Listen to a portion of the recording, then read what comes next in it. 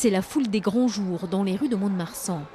Pour la première fois dans une braderie, entre les marchands ambulants, les boutiques se sont coordonnées pour proposer de vraies promotions.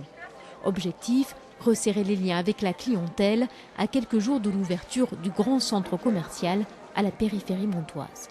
On existe encore et on existera toujours. C'est vital le petit commerce du centre-ville parce qu'on est là pour conseiller les clients.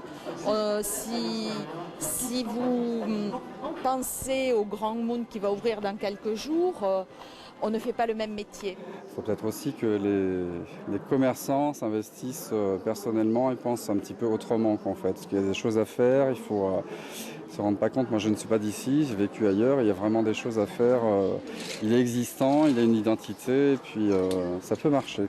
40 000 m² de surface commerciale, 85 enseignes, voici le nouveau géant de la grande distribution aux portes de Mont-de-Marsan. Un temple de la consommation qui alimente les doutes sur l'avenir du centre-ville. La municipalité se veut rassurante et mise sur l'attractivité. Rénovation des berges, des places, des accès, des logements sont en cours avec une politique de stationnement gratuit. Il faut que ça soit un tout, il faut que ça soit une politique de stationnement, il faut que ça soit une politique d'urbanisme, c'est-à-dire comment attirer des gens au centre-ville. Et puis, il faut que ça soit mignon, il faut que ça soit agréable de s'y promener, donc de stationner, de pouvoir circuler. De leur côté, les commerçants ont à faire une part du chemin, comme l'ouverture entre midi et 14 h.